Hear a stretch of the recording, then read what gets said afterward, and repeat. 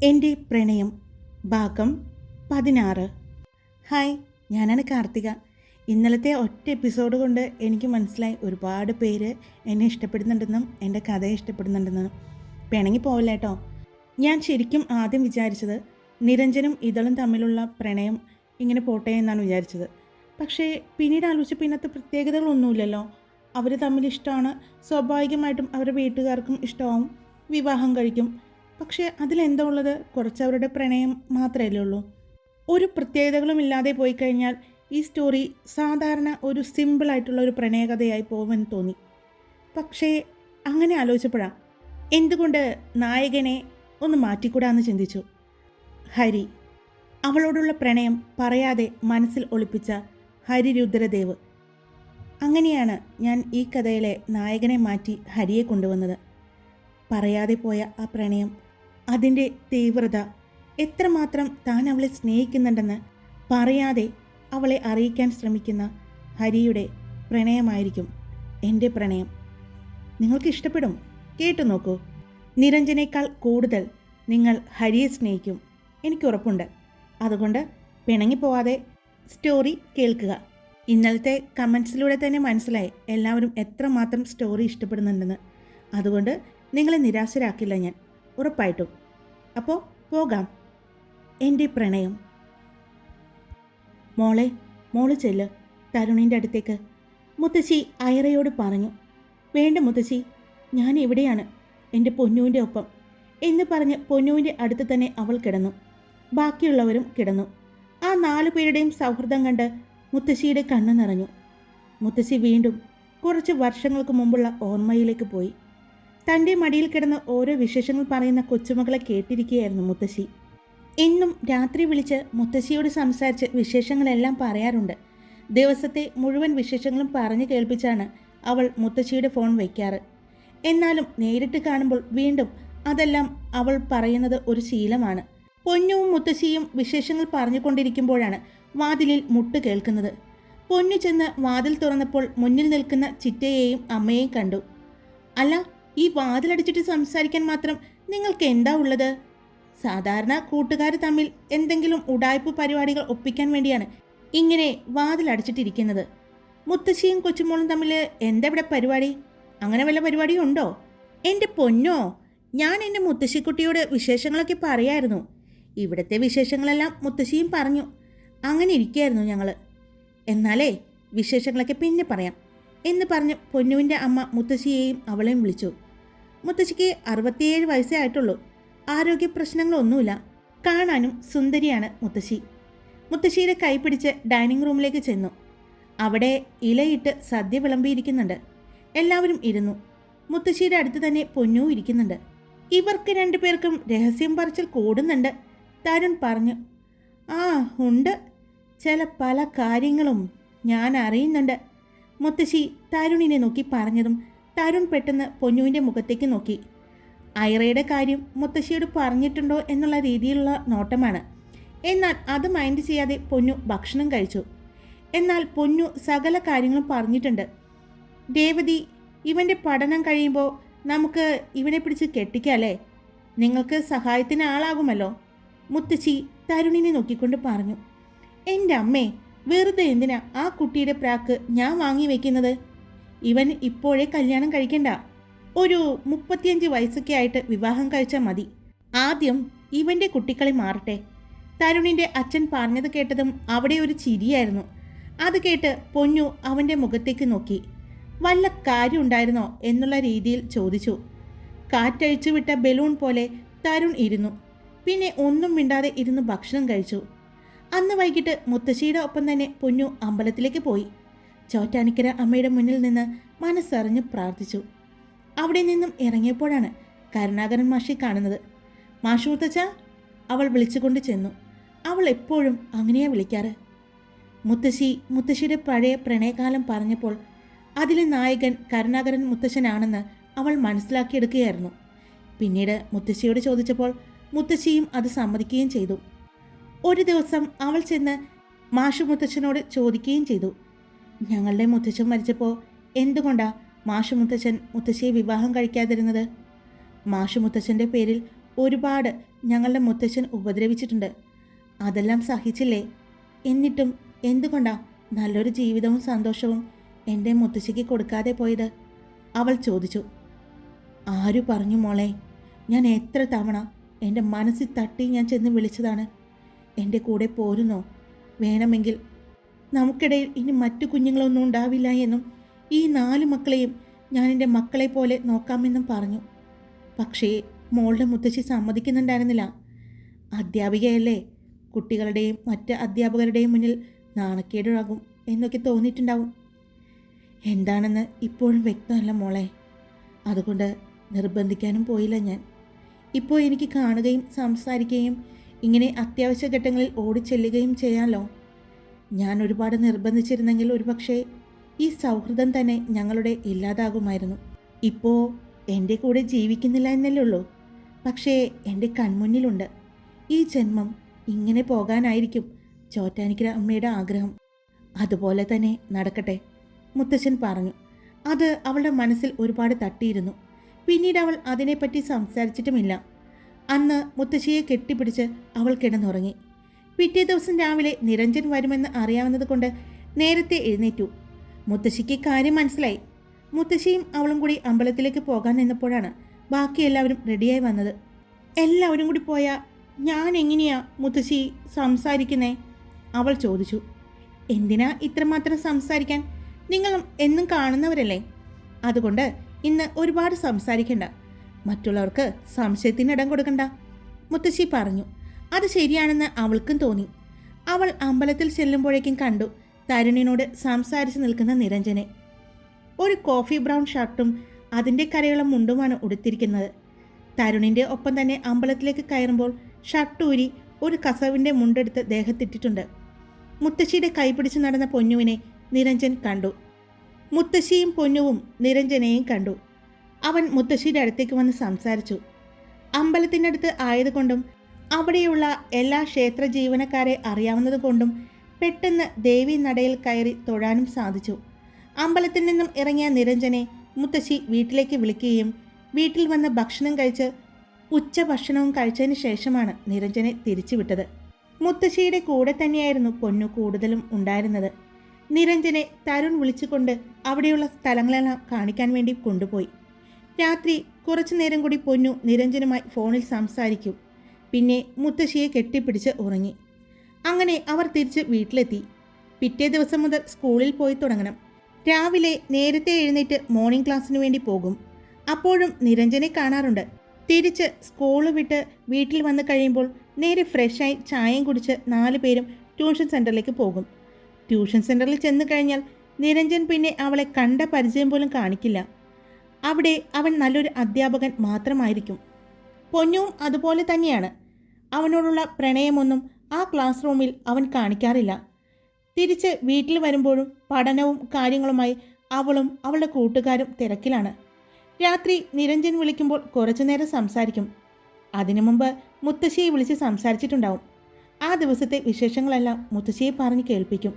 അങ്ങനെ അവരുടെ പ്രണയവും അവരുടെ 4 കൂട്ടുകാരുടെയും കുറുമ്പുമായി മുന്നോട്ട് പോയിക്കൊണ്ടിരിക്കുകയാണ്. ഇതിനിടയിൽ ഹരിയെയും അവൻ്റെ കൂട്ടുകാരെയും എല്ലാം കാണാറുണ്ട്. ഗ്രൗണ്ടിൽ കുട്ടികളുടെ ഒപ്പം കളിക്കുമ്പോൾ ഹരിയും അവൻ്റെ കൂട്ടുകാരും ഇടയ്ക്ക് കൂടാറുണ്ട്.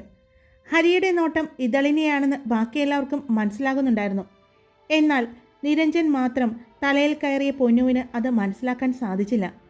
പിന്നെ അവരുടെ വയലിൻ ക്ലാസ്സും ഗിറ്റാർ ക്ലാസ്സും എല്ലാമായി അവരും അവരുടെ തിരക്കുകളിലായി. തരുണും നിരഞ്ജനും എറിക്കും അവരും എക്സാം കാര്യങ്ങളുമായി തിരക്കിലായി. ഒരു ശനിയാഴ്ച ദിവസം ഉച്ചയ്ക്ക് പൊന്നുവിൻ്റെ ഫോണിലേക്ക് നിരഞ്ജൻ്റെ കോള് വരുന്നത്. നന്ദചേച്ചി ഡെലിവറി പെയിനുമായി ഹോസ്പിറ്റലിലേക്ക് കൊണ്ടുപോയി എന്ന് നിരഞ്ജൻ വിളിച്ച് പറഞ്ഞതും അവൾക്കും ടെൻഷനായി. അപ്പോഴാണ് അമ്മ അവളെ വിളിക്കുന്നത്. മോളെ പൊന്നു, ഞങ്ങൾ നന്ദമോളെ അഡ്മിറ്റാക്കിയ ഹോസ്പിറ്റലിലേക്ക് പോവാണ്, നീ വരുന്നുണ്ടോ? അമ്മ ചോദിച്ചു. ഞാൻ വരുന്നുണ്ടെന്ന് പറഞ്ഞു. അവളും വേഗം തന്നെ ചെന്നു.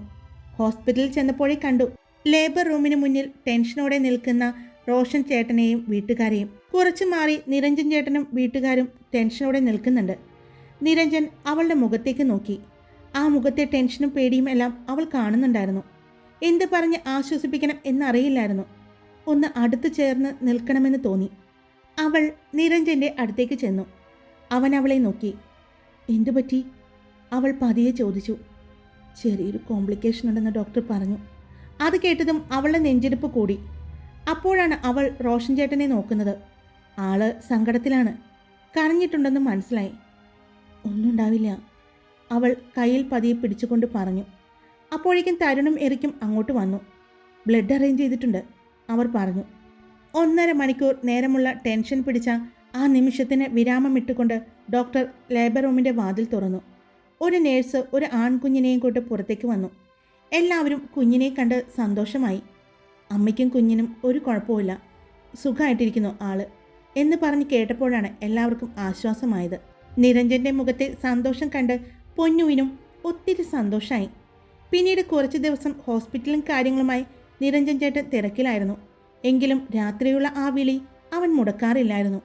വീട്ടിലേക്ക് കൊണ്ടുവന്നപ്പോൾ കുഞ്ഞിനെ കാണാനും നന്ദചേച്ചിയെ കാണാനും വേണ്ടി എപ്പോഴും പൊന്നുവും അവളുടെ കൂട്ടുകാരും ചെല്ലുമായിരുന്നു. നിരഞ്ജൻ കുഞ്ഞു വന്നേ പിന്നെ സമയം കിട്ടുമ്പോഴെല്ലാം നന്ദയുടെ അടുത്തായിരിക്കും, കുഞ്ഞിനെയും കളിപ്പിച്ചുകൊണ്ട്. അത്രയ്ക്ക് ഇഷ്ടമാണ് നിരഞ്ജൻ ചേട്ടന് കുഞ്ഞിനെ.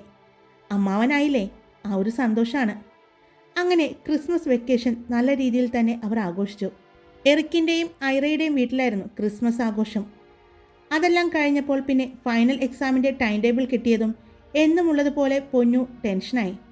രാത്രി വിളിക്കുമ്പോഴെല്ലാം നിരഞ്ജൻ അവളെ ആശ്വസിപ്പിക്കുന്നുണ്ട്. കാണുമ്പോഴെല്ലാം അവളോട് പറയും ടെൻഷനാകണ്ട എന്ന്.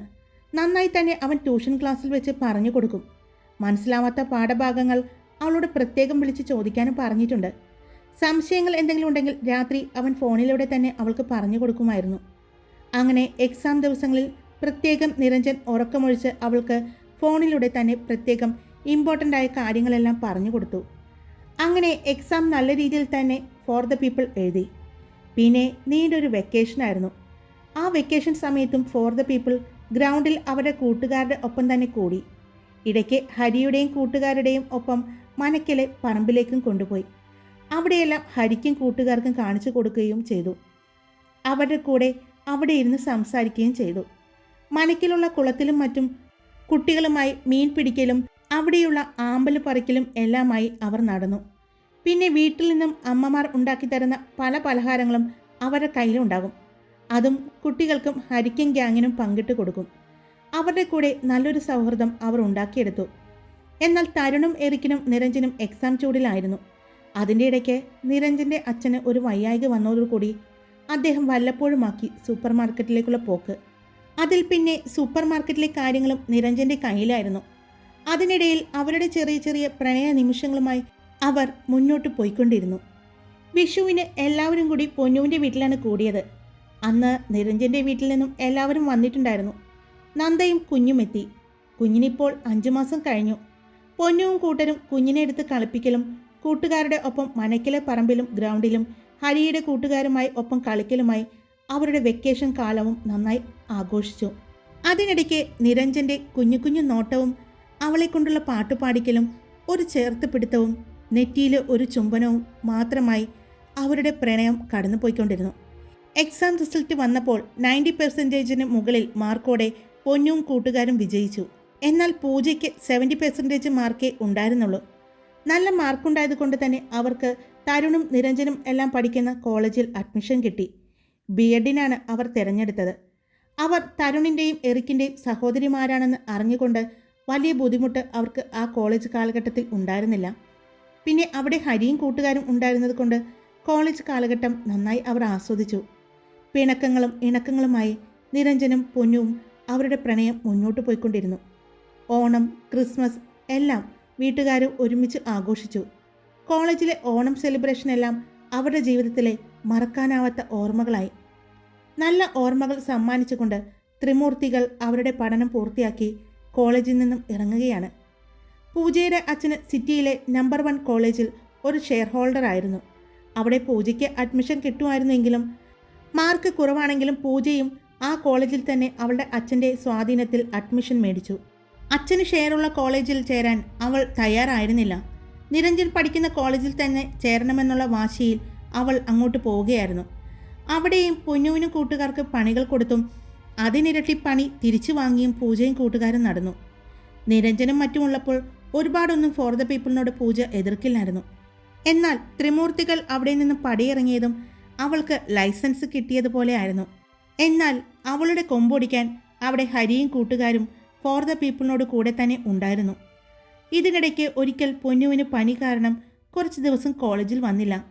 അന്ന് മടി പിടിച്ച് ബാക്കി 3 എണ്ണവും വീട്ടിലിരിക്കാൻ നോക്കിയെങ്കിലും അമ്മമാർ സമ്മതിക്കാതെ കോളേജിലേക്ക് വിട്ടു. അന്ന് അവരെല്ലാവരും കൂടി ഹരിയെ വട്ടം പിടിച്ചു. ഹരിയോട് അവൻ്റെ മനസ്സിലുള്ള കാര്യം ചോദിച്ചു. ഹരിയുടെ കൂട്ടുകാർക്ക് അറിയാമായിരുന്നുവെങ്കിലും ബാക്കി ആർക്കും അവൻ്റെ പ്രണയം അറിയില്ലായിരുന്നു. പൊന്നു ഇല്ലാത്തത് കൊണ്ട് മൂഡ് ഓഫ് ആയിരുന്നു ഹരി. അവിടെ നിന്നാണ് വീണ അവനെ പിടിച്ചു നിർത്തിയത്. എന്താണ് മോനെ ഉദ്ദേശം എന്ന് ചോദിച്ചുകൊണ്ട്. അവൻ്റെ മനസ്സ് തുറക്കാനായി ആ ചോദ്യം ഇട്ടുകൊടുത്തതാണ്.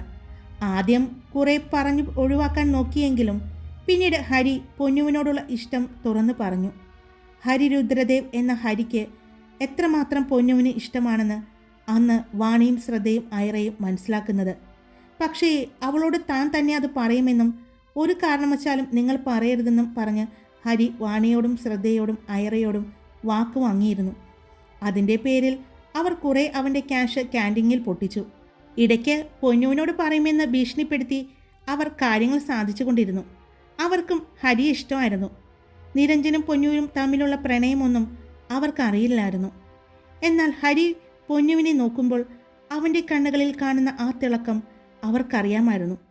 അതുകൊണ്ട് തന്നെ അവൻ എത്രമാത്രം ഇഷ്ടപ്പെടുന്നുണ്ടെന്നും അതിൻ്റെ ആഴവും പരപ്പും അവൻ്റെ വാക്കുകളിൽ നിന്നും അവർക്ക് മനസ്സിലാക്കിയിരുന്നു. കോളേജിൽ നിന്ന് പഠിച്ചിറങ്ങിയ തരുണും എറിക്കും ഇനി പഠിക്കാൻ താല്പര്യമില്ല എന്ന് പറഞ്ഞ് ഒരു പ്രൈവറ്റ് സ്ഥാപനത്തിൽ മാനേജ്മെൻറ്റ് കൺസൾട്ടൻ്റായി ജോലിക്ക് കയറി. ഇപ്പോൾ നിരഞ്ജൻ്റെ അച്ഛന് മാറ്റമുള്ളത് കൊണ്ട് തന്നെ നിരഞ്ജൻ Medന് ചേരാൻ ബാംഗ്ലൂർക്ക് പോകാൻ തീരുമാനിച്ചു. 2 വർഷത്തെ കാര്യയിലുള്ളൂ, പെട്ടെന്ന് കഴിയും എന്നെല്ലാം പറഞ്ഞ് പൊന്നുവിനെ ആശ്വസിപ്പിക്കാൻ ശ്രമിച്ചു. പൊന്നുവിനോട് എന്നും വിളിക്കാമെന്നും എപ്പോൾ അവധി കിട്ടിയാലും വരാമെന്നും പറഞ്ഞ് നിരഞ്ജൻ ബാംഗ്ലൂർക്ക് പോകാൻ തീരുമാനിച്ചു. പിന്നീട് നിരഞ്ജൻ ബാംഗ്ലൂർക്ക് പോയപ്പോഴെല്ലാം പൊന്നുവിനെ എന്നും രാത്രി വിളിച്ച് സംസാരിക്കുമായിരുന്നു.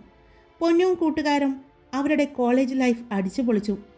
എന്തെങ്കിലും പ്രശ്നം ഉണ്ടാകുമ്പോൾ എറിക്കും തരുണും ഇടപെടും. എന്നാൽ അതിനുള്ളൊരു അവസരം ഹരിയും കൂട്ടുകാരും കൊടുക്കാറില്ല. എന്തിനും ഹരിയും കൂട്ടുകാരും ഫോർ ദ പീപ്പിളിൻ്റെ കൂടെ തന്നെ ഉള്ളതുകൊണ്ട് അവർക്ക് കുറച്ച് കുറുമ്പും കോളേജിൽ കൂടുതലായിരുന്നു. ഓണം, ക്രിസ്മസ്, വെക്കേഷനെല്ലാം വരുമ്പോൾ നിരഞ്ജൻ ബാംഗ്ലൂരിൽ നിന്ന് എത്തുമായിരുന്നു. ആ സമയത്തെല്ലാം കൂടുതലും നിരഞ്ജനും പൊന്നും കാണുകയും സംസാരിക്കുകയും ചെയ്യും. വെക്കേഷൻ കഴിഞ്ഞ് തിരിച്ചു പോകുമ്പോൾ വീണ്ടും പൊന്നു സങ്കടത്തിലാവും. അങ്ങനെ 2 വർഷത്തെ നിരഞ്ജൻ്റെ കോഴ്സ് കഴിഞ്ഞു. അതുപോലെ തന്നെ പൊന്നുവിൻ്റെ കോഴ്സും. ഇതിനിടയ്ക്ക് തരുൺ ഐറയെ ഇഷ്ടമാണെന്ന് അവൻ്റെ വീട്ടിൽ പറഞ്ഞു. തരുണിന് അത്യാവശ്യം നല്ല ജോലി ഉള്ളത് കൊണ്ടും പിന്നെ മാഷച്ചൻ്റെയും ടീച്ചറമ്മയുടെയും വീട്ടിലേക്ക് ഐറയെ കൊടുക്കുന്നതിനും ഐറയുടെ വീട്ടുകാർക്ക് എതിർപ്പില്ലായിരുന്നു. മതം ഒരു പ്രശ്നമാണെങ്കിലും അവർ ആ 2 വീട്ടുകാരും അത് കാര്യമാക്കിയില്ല. അങ്ങനെ തരുണിൻ്റെയും ഐറയുടെയും വിവാഹം ഉറപ്പിച്ചു. അതിനിടയിൽ ഹരിരുദ്രദേവ് അവരുടെ ജ്വല്ലറി ഷോപ്പുകളുടെ എല്ലാ ഉത്തരവാദിത്തം ഏറ്റെടുത്തു. നിരഞ്ജന് പൂജയുടെ അച്ഛൻ അവരുടെ കോളേജിൽ അധ്യാപകനായി ക്ഷണിച്ചു. ആദ്യം അവൻ അത് കുറേ നിരസിച്ചുവെങ്കിലും പിന്നീട് അവൻ അവിടെ കോളേജ് അധ്യാപകനായി കയറുകയായിരുന്നു. അതിൽ മറ്റൊരു ഉദ്ദേശവും കൂടിയുണ്ട്. ഫോർ ദ പീപ്പിളിനെ ആ കോളേജിലേക്ക് കൊണ്ടുവരാം എന്നുള്ളൊരു വാഗ്ദാനത്തിൻ്റെ പുറത്താണ് അവിടെ അധ്യാപകനായി കയറാൻ പൊന്നു സമ്മതിച്ചത്. പൂജയും തട്ടിയും മുട്ടിയും എങ്ങനെയൊക്കെ പാസ്സായി. നിരഞ്ജൻ കോളേജ് അധ്യാപകനായി കയറിയതും അവിടെ ഫോർ ദ പീപ്പിളും കയറി. അവധി ദിവസങ്ങൾ മറ്റു കിട്ടിക്കഴിഞ്ഞാൽ പൊന്നു മുത്തശ്ശിയെ കാണാൻ ചെല്ലുമായിരുന്നു. മുത്തശ്ശിയോട് പറയാൻ ഒരുപാട് വിശേഷങ്ങളുണ്ടാവും. എന്നും പറയാറുണ്ടെങ്കിൽ കൂടി നേരിട്ട് കാണുമ്പോൾ വിശേഷങ്ങൾ പറയാൻ പൊന്നുവിന് നേരമുണ്ടായിരുന്നുള്ളൂ. മുത്തശ്ശി അവർ പറയുന്നത് കേട്ട് നല്ലൊരു കൂട്ടുകാരെ പോലെ കൂടെ നിൽക്കും. എന്തെങ്കിലും ഒരു വിഷമം, എന്തെങ്കിലും ഒരു തീരുമാനം എടുക്കാൻ വേണ്ടി വരുമ്പോൾ പൊന്നു ആദ്യം വിളിക്കുന്നത് മുത്തശ്ശിയായിരിക്കും. അതിനുശേഷമാണ് നിരഞ്ജനോട് പോലും ചോദിക്കുന്നത്. മുത്തശ്ശിയും അവളെ നല്ല രീതിയിൽ തന്നെ ഗൈഡ് ചെയ്തു. അങ്ങനെ ഫോർ ദ പീപ്പിളും നിരഞ്ജനും ഒരുമിച്ച് കോളേജ് അധ്യാപകരായി ജോലി നേടി. ക്വാളിഫിക്കേഷൻ കൂടുതലുള്ളത് കൊണ്ട് തന്നെ നിരഞ്ജൻ ഡിപ്പാർട്ട്മെൻറ്റ് ഹെഡായാണ് ചാർജ് എടുത്തത്. തരുണിൻ്റെയും ഐറയുടെയും വിവാഹം കഴിഞ്ഞു. 2 പേരുടെയും മതാചാരപ്രകാരമായിരുന്നു വിവാഹം. അന്നും പൊന്നുവിൻ്റെയും നിരഞ്ജൻ്റെയും പ്രണയം നടന്നുകൊണ്ടിരുന്നു. അങ്ങനെ ഇരിക്കുമ്പോൾ എറിക്ക് അവൻ്റെ ഇഷ്ടം വാണിയോട് പറയാൻ തീരുമാനിച്ചു. അവരുടെയും വീട്ടുകാർക്ക് സമ്മതമായിരുന്നു. തങ്ങളുടെ മക്കൾ എപ്പോഴും എന്നും ഒരുമിച്ച് ഉണ്ടാകുമെന്നായിരുന്നു അച്ഛനമ്മമാരുടെ ആഗ്രഹം. നിരഞ്ജൻ പൂജയുടെ അച്ഛൻ്റെ കോളേജിൽ അധ്യാപകരായി കയറിയതും വീട്ടുകാർ അവനെ പൂജയുമായിട്ടുള്ള വിവാഹത്തിന് നിർബന്ധിച്ചതും അച്ഛൻ്റെ പ്രഷറും കൂടി താങ്ങാൻ പറ്റാതെയായപ്പോൾ നിരഞ്ജൻ അവൻ്റെ അച്ഛനോടും അമ്മയോടും പൊന്നുവിനെ ഇഷ്ടമാണെന്ന് പറഞ്ഞു. അവർക്കും പൊന്നുവിനെ ഇഷ്ടമായതുകൊണ്ട് എതിർപ്പൊന്നും ഉണ്ടായിരുന്നില്ല. അങ്ങനെ ഇരിക്കുമ്പോഴാണ് ഒരു ദിവസം പൂജയുടെ അച്ഛൻ നിരഞ്ജൻ്റെ വീട്ടിലേക്ക് അവരുടെ മകളുടെ വിവാഹകാര്യവുമായി വരുന്നത്. അന്ന് നിരഞ്ജൻ്റെ അമ്മ പൊന്നുവിനോടുള്ള നിരഞ്ജൻ്റെ ഇഷ്ടത്തെക്കുറിച്ച് പൂജയുടെ അച്ഛനോട് പറയുകയും അവന് ഇതൾ എന്ന പൊന്നുവിനെ ഇഷ്ടമാണെന്നും വിവാഹകാര്യം ആലോചിക്കാൻ പോവുകയാണെന്നും പറഞ്ഞു. അതിനിടയ്ക്ക് പൊന്നുവിൻ്റെ അച്ഛൻ്റെ സഹോദരൻ ഹോസ്പിറ്റലിൽ സീരിയസ് ആയി കിടക്കുന്നത് കൊണ്ട് അച്ഛനും അമ്മയും അങ്ങോട്ട് പോയി. വന്നിട്ട് ഇവരുടെ വിവാഹക്കാര്യം പറയാമെന്ന് നിരഞ്ജൻ്റെ അമ്മ പറഞ്ഞു. അത് കേട്ട് സന്തോഷത്തിലായിരുന്നു. അവരെത്താൻ 2 ആഴ്ച കഴിയുമെന്നും പറഞ്ഞു. ഒരു അവധി ദിവസം പൊന്നുവിനോട് നിരഞ്ജൻ്റെ അമ്മ സംസാരിക്കാനുണ്ട്, ഒന്ന് വീട്ടിലേക്ക് വരുമോ എന്ന് ചോദിച്ചു. അവിടെ ഐറയും തപസ്യയും എല്ലാം ഉള്ളതുകൊണ്ട് ഒറ്റയ്ക്ക് സംസാരിക്കാനാണ് ഉള്ളതെന്ന് പറഞ്ഞാണ് അമ്മ വിളിച്ചത്. പൊന്നു വീട്ടിൽ ചെല്ലുമ്പോൾ അമ്മ മുകളിലായിരുന്നു. അവൾ അമ്മയെ കാണാനായി മുകളിലെ റൂമിലേക്ക് ചെന്നപ്പോൾ അമ്മ നിരഞ്ജൻ്റെ റൂമിൽ ഇരിക്കുന്നുണ്ടായിരുന്നു. അമ്മ മാത്രമല്ല, പൂജയും ഉണ്ടായിരുന്നു. അവളെ കണ്ടതും പൂജ ഇപ്പോൾ വരാം എന്ന് പറഞ്ഞ് പുറത്തേക്ക് പോവുകയും ചെയ്തു. നിരഞ്ജൻ്റെ അമ്മയുടെ മുഖം കരഞ്ഞ് ആകെ വല്ലാതായിരുന്നു. അവളെ കണ്ടതും അവർ പൊട്ടിക്കരഞ്ഞു. എന്താ പറ്റിയേ എന്ന് ചോദിച്ചുകൊണ്ട് അവൾ അമ്മയുടെ അടുത്തേക്ക് ചെന്നു. അവളെ കണ്ടതും പൊട്ടിക്കരഞ്ഞുകൊണ്ട് നിരഞ്ജൻ്റെ അമ്മ കെട്ടിപ്പിടിച്ചു. അവൾക്ക് ഒന്നും മനസ്സിലാകുന്നുണ്ടായിരുന്നില്ല.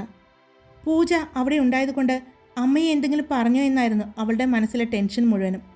എന്നാൽ നിരഞ്ജൻ്റെ അമ്മ പറഞ്ഞ കാര്യം കേട്ടതും അവൾ ആകെ തകർന്നു പോയിരുന്നു. വിവാഹത്തിൽ നിന്ന് പൊന്നുവിനോട് പിന്മാറണമെന്നും അവളെ ഒരിക്കലും ആ വീട്ടിലെ മരുമകളായി കൊണ്ടുവരാൻ അവർ ആഗ്രഹിക്കുന്നില്ല എന്ന് പറഞ്ഞു. അത് കേട്ടതും അവൾ ആകെ തകർന്നു പോയി. എന്താ അതിന് കാരണം? അവൾ ചോദിച്ചു. എന്തുകൊണ്ടാ എന്നെ സ്വീകരിക്കാത്തത്? എന്താ ഞാൻ ചെയ്ത തെറ്റ്? അതിൻ്റെ കാരണം എന്താ? അവൾ ചോദിച്ചു. പക്ഷേ അവർ ഒന്നും പറഞ്ഞില്ല. അവർക്ക് ഈ വിവാഹത്തിന് താല്പര്യമില്ല എന്ന് മാത്രം പറഞ്ഞു. അവൾ ആ അമ്മയുടെ കാലുവരെ പിടിച്ചു. പക്ഷേ അവരുടെ തീരുമാനത്തിൽ നിന്നും ഒരു മാറ്റവുമില്ലാതെ അവർ നിന്നു. അവൾ ഒരുപാട് പറഞ്ഞു നോക്കി.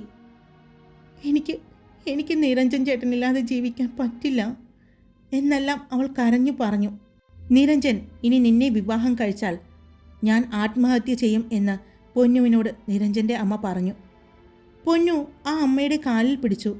അമ്മേ, എനിക്ക് നിരഞ്ജൻ ചേട്ടനില്ലാതെ പറ്റില്ല അമ്മ. എനിക്ക് ശ്വാസം മുട്ടുന്നത് പോലെ തോന്നും. ഞാൻ ജീവിക്കാൻ എനിക്ക് പറ്റില്ല. എന്നെ ഒന്നും മനസ്സിലാക്കമ്മ, പ്ലീസ്. അവൾ അവരുടെ മുന്നിലിരുന്ന് പൊട്ടിക്കരഞ്ഞു. പക്ഷേ ഇനി ഒരിക്കലും ആ വീട്ടിലേക്ക് വരരുതെന്നും പൂജയെ അവർ നിരഞ്ജൻ്റെ ഭാര്യയെ സ്വീകരിക്കാൻ പോവുകയാണെന്നും പറഞ്ഞു. പിന്നെയും അവർ എന്തൊക്കെയോ പറഞ്ഞു. അവൾ നിരഞ്ജനോടുള്ള അവളുടെ പ്രണയമെല്ലാം പറഞ്ഞ് മനസ്സിലാക്കാൻ ശ്രമിച്ചുവെങ്കിലും അവർ ഒട്ടും തന്നെ അത് കേൾക്കാൻ തയ്യാറായില്ല. അവളോട് ഒരിക്കലും ഇനി ഈ വീട്ടിലേക്ക് വരരുതെന്നും ഇറങ്ങിപ്പോകാനും അവർ പറഞ്ഞു. നിരഞ്ജനോട് സംസാരിക്കാതെ പോകില്ല എന്ന് പറഞ്ഞ് വാശി പിടിച്ചു. അവൾ അവൻ്റെ റൂമിൽ തന്നെ ഇരുന്നതും നിരഞ്ജൻ്റെ അമ്മ അവളുടെ കൈ പിടിച്ച് വലിച്ച് അവളെ റൂമിന് പുറത്തേക്ക് കൊണ്ടുവന്നു. ഇറങ്ങിപ്പോ എന്ന് പറഞ്ഞു അവളെ തള്ളി മാറ്റി. അപ്പോഴും അവൾ അവരുടെ കാലിൽ പിടിച്ച് പൊട്ടിക്കരഞ്ഞു. അത് കണ്ടുകൊണ്ടുവന്ന പൂജ അവളെ പിടിച്ച് മാറ്റാൻ ശ്രമിച്ചു. അവളുടെ കയ്യിൽ പിടിച്ച് പൂജ വലിച്ചതും അവളുടെ മറുകൈ നിരഞ്ജൻ്റെ അമ്മയുടെ കയ്യിലുണ്ടായിരുന്നു. എന്നെ വേണ്ടെന്ന് വെക്കില്ലേ അമ്മ, അവൾ അപ്പോഴും പറഞ്ഞുകൊണ്ടിരുന്നു. എന്നാൽ പൂജയുടെ പെട്ടെന്നുള്ള ആ വലിയുടെ ശക്തിയിൽ പൊന്നു മുന്നോട്ട് വീഴാൻ പോയതും അവളുടെ മറുകൈ പിടിച്ചിരുന്ന നിരഞ്ജൻ്റെ അമ്മ പെട്ടെന്ന് മുന്നോട്ട് ആഞ്ഞു പോവുകയും അവർ അവിടെയുണ്ടായിരുന്ന ഒരു ഷെൽഫിൽ ചെന്ന് തലയിടിച്ച് വീഴുകയും ചെയ്തു. അത് കണ്ടത് പൊന്നു വേഗം ചെന്ന് അവരെ പിടിച്ച് എഴുന്നേൽപ്പിക്കാൻ നോക്കി. എന്നാൽ ആ സമയം തന്നെ പൂജയും ചെന്ന് അവരെ പിടിച്ചു. പൂജ പൊന്നുവിനെ പിടിച്ച് തള്ളി. അമ്മയെ പിടിച്ച് എഴുന്നേൽപ്പിച്ച് സോഫയിൽ ഇരുത്തുമ്പോഴാണ് നിരഞ്ജൻ കയറി വരുന്നത്. നെറ്റിയിൽ നിന്നും ചോര ഒലിച്ചിറങ്ങിയ അമ്മയെ കണ്ടതും അവൻ അമ്മേ എന്ന് വിളിച്ച് ഓടി അമ്മയുടെ അടുത്തേക്ക് വന്നു. എന്താ പറ്റിയേ? അവൻ ചോദിച്ചു. അത് ഒന്നുമില്ല എന്ന് പറയാൻ പോയ നിരഞ്ജൻ്റെ അമ്മയെ തടഞ്ഞുകൊണ്ട് ഇവൾ അമ്മയെ തള്ളിയിട്ടതാണ്. പൂജ പറഞ്ഞു. പെട്ടെന്ന് അവളത് പറഞ്ഞപ്പോൾ പൊന്നു ഞെട്ടി നിന്നു. എന്താ? പൊന്നു പൊന്നു തള്ളിയിട്ടെന്നോ? അമ്പരപ്പോടെ നിരഞ്ജൻ ചോദിച്ചു. എന്തിനാ പൊന്നു അമ്മയെ തള്ളിയിട്ടത്? അവൻ ചോദിച്ചു.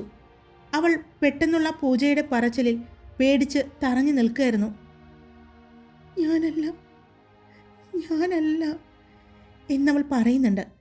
നിരഞ്ജൻ്റെ അമ്മ അപ്പോഴും തലയിൽ കൈവച്ചുകൊണ്ട് കുനിഞ്ഞിരിക്കുകയാണ്. ഞാനല്ല അവൾ പറഞ്ഞുകൊണ്ടിരുന്നു. എനിക്ക് വെള്ളം എന്ന് നിരഞ്ജൻ്റെ അമ്മ പറഞ്ഞതും വേഗം പൂജ വെള്ളമെടുക്കാനായി പോയി. അവൾ വെള്ളവുമായിട്ട് വരുമ്പോൾ നിരഞ്ജൻ്റെ അമ്മ തലയ്ക്ക് കൈ കൊടുത്തുകൊണ്ട് ഇരിക്കുകയാണ്. ചോര ഒഴുകുന്നുണ്ട്. വെള്ളമായിട്ട് വരുന്ന അവളുടെ കയ്യിൽ ഫസ്റ്റ് എയ്ഡ് ബോക്സും ഉണ്ടായിരുന്നു. നിരഞ്ജൻ വേഗം വെള്ളം കൊടുത്തു. അമ്മയുടെ നെറ്റിയിലെ മുറിവ് നോക്കി. വലിയ ആഴത്തിലുള്ള മുറിവല്ല എന്ന് തോന്നി. ഹോസ്പിറ്റലിൽ പോകാം എന്ന് പറഞ്ഞിട്ട് നിരഞ്ജൻ്റെ അമ്മ സമ്മതിച്ചില്ല. മുറിവെല്ലാം ക്ലീൻ ചെയ്ത് കെട്ടിക്കൊടുക്കുമ്പോൾ അവൻ അമ്മയോട് ചോദിച്ചു, എന്താ ഉണ്ടായ അമ്മേ?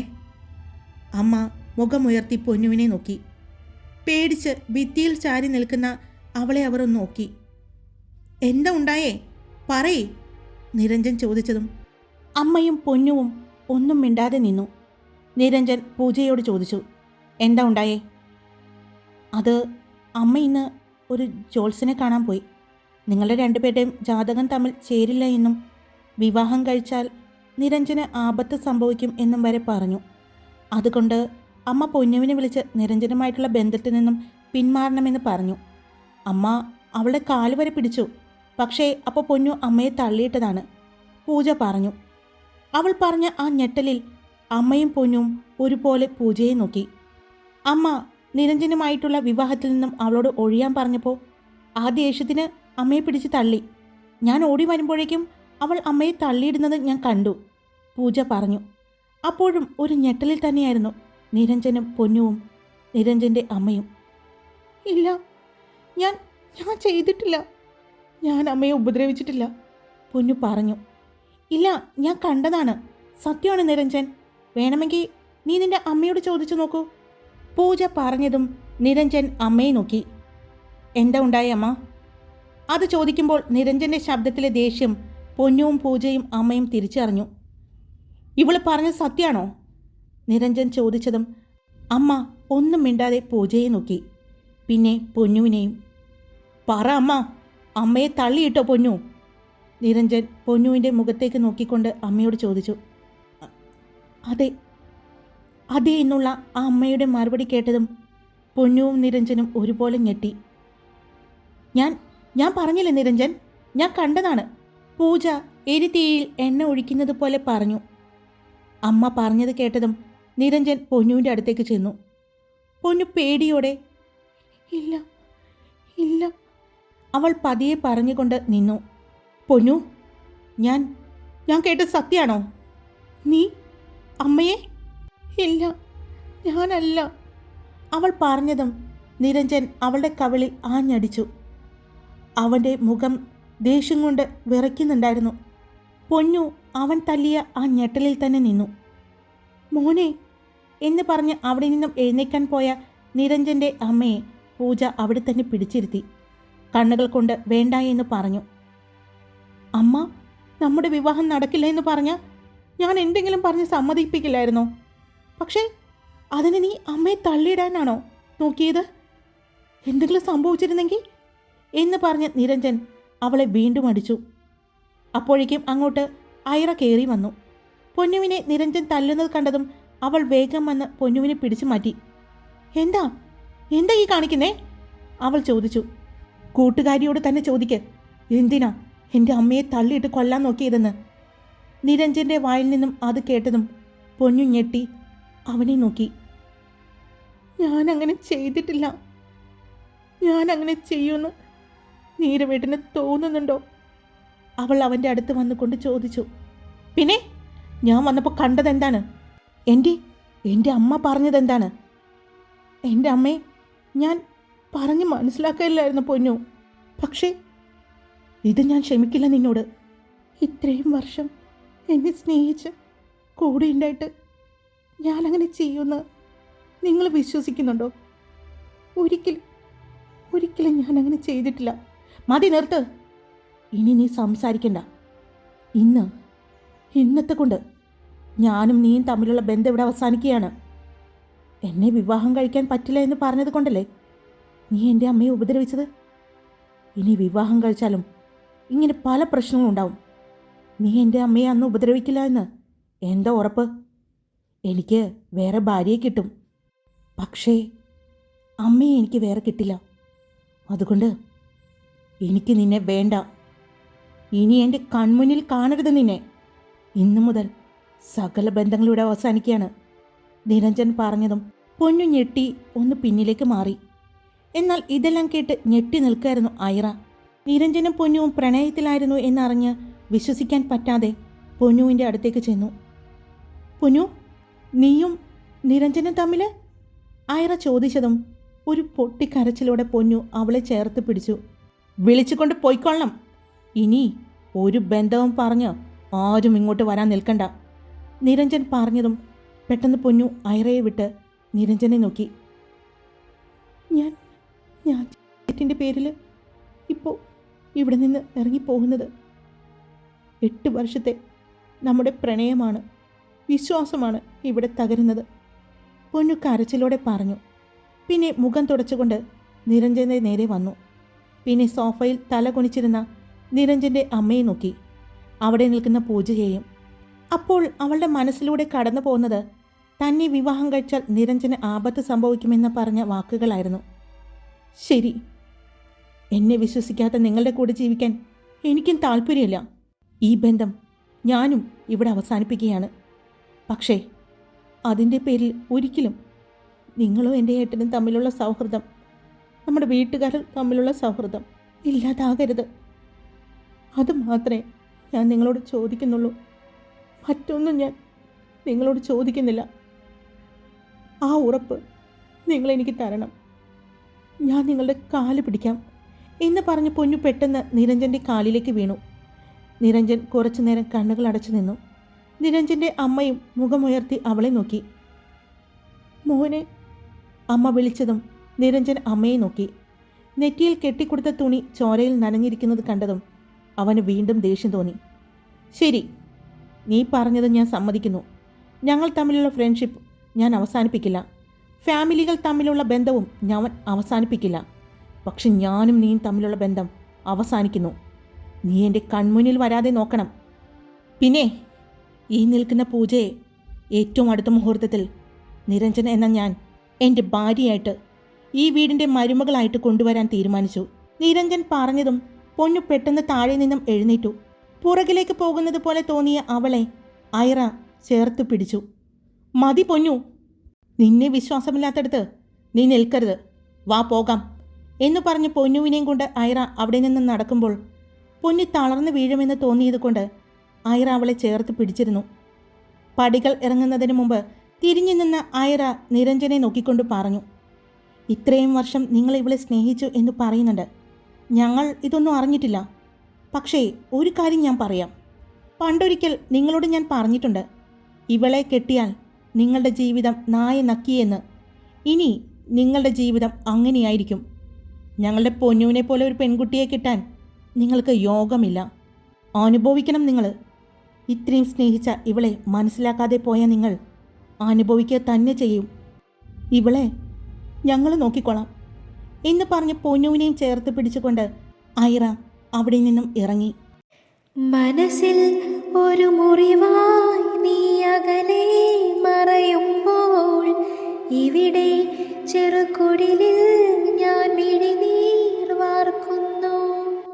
ഹായ്, ഞാൻ ശ്വാസം പിടിച്ചാണ് ഇത്രയും എഴുതിയത്. എങ്ങനെയുണ്ടെന്ന് എനിക്കറിയില്ല. കേട്ടിട്ട് നിങ്ങൾ തന്നെ പറയണം. ഇന്നലെ നിങ്ങളുടെ പിണക്കവും പരിഭവവും എല്ലാം കമൻസിലൂടെ കണ്ടിട്ട് ഉറങ്ങാനേ പറ്റുന്നുണ്ടായിരുന്നില്ല. ഇത്രയും നീണ്ട ലെങ്തി ആയിട്ടുള്ള ഒരു വീഡിയോ ഞാൻ തരാണ്. അപ്പോൾ ഉറപ്പായിട്ടും നിങ്ങൾക്ക് നിങ്ങളുടെ കൺഫ്യൂഷൻസ് എല്ലാം മാറിയിട്ടുണ്ടെങ്കിൽ എനിക്ക് എൻ്റെ റിസൾട്ട് എനിക്ക് തരണം. മനസ്സിലായോ? നിങ്ങളുടെ കമൻസ് എനിക്ക് തരണമെന്ന്. കേട്ടല്ലോ? ഭീഷണിയല്ല, അപേക്ഷയാണ്. അപ്പോൾ ഇഷ്ടപ്പെട്ട ലൈക്ക് ചെയ്യുക, കമൻസ് മറക്കരുത് കേട്ടോ ശങ്കുകളെ. പിന്നെ സബ്സ്ക്രൈബ് ചെയ്യാതെ കേൾക്കുന്നവരുണ്ടെങ്കിൽ സബ്സ്ക്രൈബ് ചെയ്ത് സപ്പോർട്ട് ചെയ്യുക. Love you all. It's me Karthika.